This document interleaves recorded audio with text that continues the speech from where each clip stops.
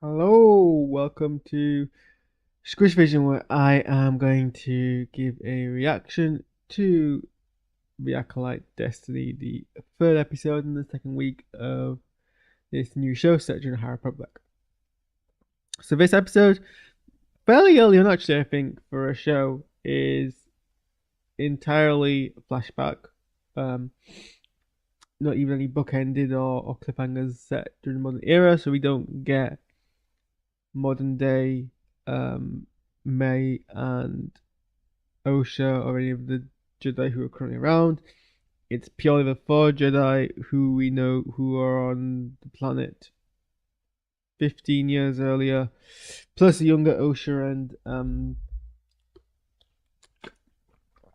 May and their witches coven. So they all grew up as witches, and we get basically bits and pieces about how this is a force sensitive coven of witches, although they don't call it the force, they refer to it as something else. And they're all women, and so the birth of May and Osha, it was done somehow, and we get some implication of that they were created and it was deliberate, and whether or not this is the same way that Anakin was created through a manifestation of the Force, through deliberate manipulation of midichlorians, or something else entirely. It's not immediately clear as of yet, but there's something certainly going on behind that. Um, and we get a sense of that this group of witches feels like they're very persecuted, that people are hunting them for their false powers, so they've isolated themselves. They keep it a secret. They have children now to prolong their. So it's kind of a genocide happening because they're kind of having to hide in fear that they're procreating, and they do generally think that if people knew something bad would happen, something bad does happen.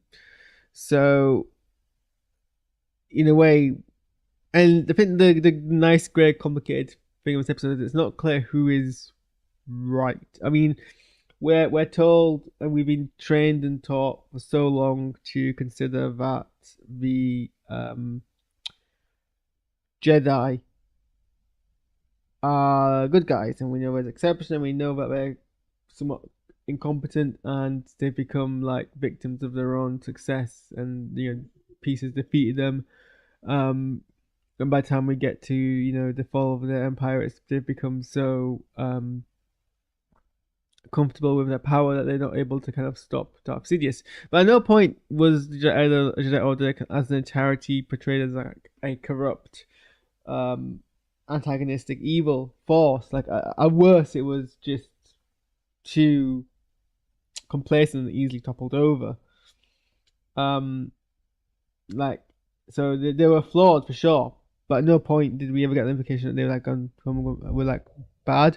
Obviously, it has been commentary in the past about Jedi taking kids and the controversial kind of element of that. So this kind of takes the other step where we basically see the entire most of the episode through the point of view of the witches' coven, who obviously are very against the Jedi. And so it's kind of an interesting situation where they don't want to give up their children, and they fear the Jedi, but they also come across as kind of controlling, and that when Osha's like, I don't want to be part of this coven, they're like, no, you have to fulfill your destiny, and not really giving her a choice. Whereas the Jedi come over and are very clear about how they want to test these children with the mindset taken away, and they're very forceful. They come in all titled, like, you can't stop us from testing children. That's our right, even though we're not the Republic. And they make a show of force about it. But they also do give Osha a choice of where she wants to go, and it's kind of a pros and cons to both. I don't know if that was deliberate. I don't know if it's deliberate to really give us that kind of grey area. And it does give you a lot to think about. Ultimately, Osha does decide she wants to go be a Jedi. And obviously, like, Osha's choices matter, but as people point out, she is a minor. She's, what, 15, 12, 13, 10? She has to be like 8 or 9, right? Because she has to be younger than Anakin was, I think. So she has to be like 7, 8, or 9. So very, very young. Still on the older side of things, but relatively young. And she wants to go with them, but as people point out, she's a child. She doesn't really understand the full galactic implications. She probably wasn't alive when the witches' coven had to go into hiding, so that obviously adds an extra element there. Do you respect her free choice, or do you recognize the fact that she isn't really like the best authority on what's best for her? So you have that element of it. Um, we get kind of this. We also get this interesting kind of thing about how the twins aren't like that essentially. Um, May is more powerful in the Force, but is also more like darker, more kind of tradition minded and like rigid on that kind of belief of her destiny. And whereas May wants her own individuality and is willing to split up against everyone else, even expensive, that kind of thing. And then that May's whole thing is she doesn't take it very well. She thinks that we've got to stick together. She doesn't cope well with the idea of her worldview being challenged. Whereas May is kind of very much her individuality and like she wants her own thing, she wants her own space, and very quickly you see that kind of division between the two.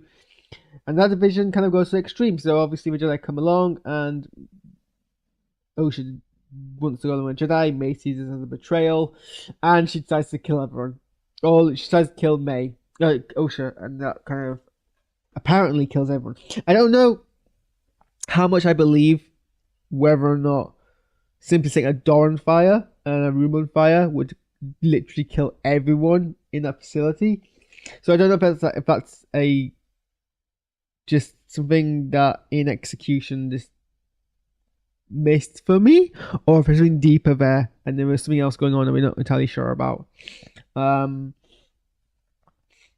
I do think it was a bit of a kind of a character jump with May going from 0 to 100, but I mean, it's a flashback. We already know that she's got that dark side inclination. We don't need to spend a lot of time. We don't have the time to spend on it. Not if we want to only spend one episode. So I do think it was rushed, but maybe it kind of had to be. We have to take it for granted that that's kind of her mindset and that's how easily pushed over she was. We do see the kind of different ways that the twins are portrayed. So your full props to the actress for doing that kind of subtle character differences. To be fair, we also get like kind of different stuff in the way that her two parents raised her. So the human appearing one is very lenient on them and gives them that choice and stuff about what they want to do, and obviously that's picked up by Osha a lot, whereas Hover is more rigid and more concerned, cares more about tradition. That's always rubbed off on them, maybe a bit more. I expect to play a bit more with the conflict between the two parents, but essentially no, the one who's more lenient kind of puts a foot down and that's it, and then they all die. So there's not really much on that. It seems like they are actually all dead. I mean, May survived, and I can see why they thought May died. She fell down a chasm, but apparently you can survive that, and she did. I mean, fair. She's a Dark Force side user, so that is pretty consistent on that side. Full props again to Lee Jung Jae as Sol, just playing this absolutely heartwarming, supportive, comforting Jedi even when he was younger, doing all the right things, or speaking, knowing how to speak to children, being that one presence, and like actually doing a good job of portraying that and portraying the emotion, portraying the kind of like heartfelt nature of a Jedi. Absolutely love that. We're given an extra kind of. We get to see a bit more of Tobin as well, but not much. He's Padawan, so he's obviously more inexperienced, and we see that, but he's still got that kind of gentle thing to him. We don't get much in terms of his kind of opinions. He doesn't have much agency. He does kind of seem to be kindly towards children. Oh gosh, I should bring up the cast list because I am not too sure. Acolyte.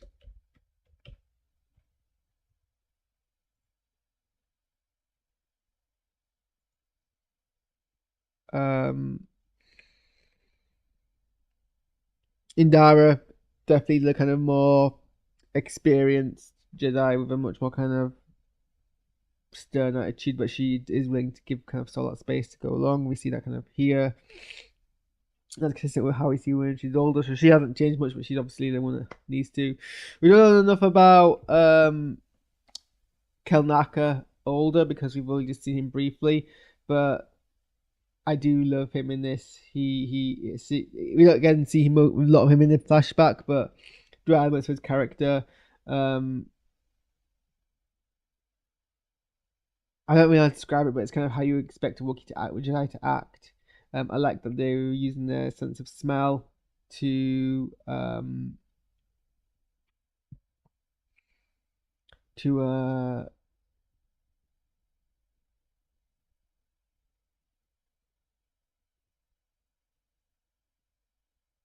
children. Sorry, I got distracted by the Wikipedia article that I was reading. And I think there's a we don't see it on screen. I think we're gonna flashback to it again. I think there's a connection between Kalnaka and Ocean that we don't see on screen. And I think that's how she gets the engineering device she uses to escape, and how she learns some of the skills very quickly. And I think he's an engineer, and he teaches her some stuff that she picks up very quickly during that time while May's having her test. Because obviously we skip over that quite quickly. Um, that's what I think is going on there. Uh, So yeah, I mean, this was a pretty okay episode. It kind of fills in some gaps. It also creates some mysteries, and I don't know if we're gonna have another like extended flashback to like see the other side of this, or if that's all we're gonna get. Again, it's very to the point. There's nothing. I don't think there's anything groundbreaking. There is some implications with how they've created children that people are like latching on to, and they're gonna theorize with. I don't. As somebody who isn't massively fond of theorizing or thinks as much kind of. I mean, I don't think it really changes much about anything. I think people are like, oh well, you know, this is the case now, so that must mean that Anakin wasn't this, and it's like it doesn't really necessarily mean that. We don't have much details on it yet already. Um, but yeah, I think it was alright third episode. How long is this series?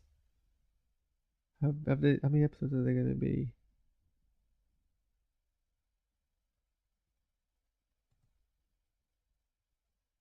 8. So almost halfway through. I think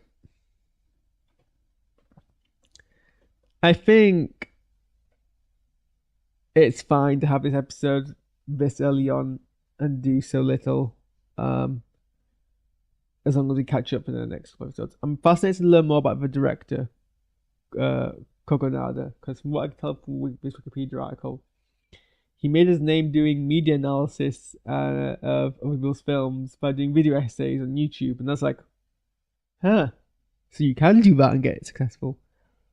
Anyway, I was gonna play some Fortnite, but I realized that I need to do a reaction video to the final Inside Out trailer. So I guess see a video just dropped now from Angry Joe, and the title is The Acolyte Episode 3. Does it break Star Wars? What about this episode would break Star? I don't understand what about this episode was meant to have broke Star Wars. Other than the fact that potentially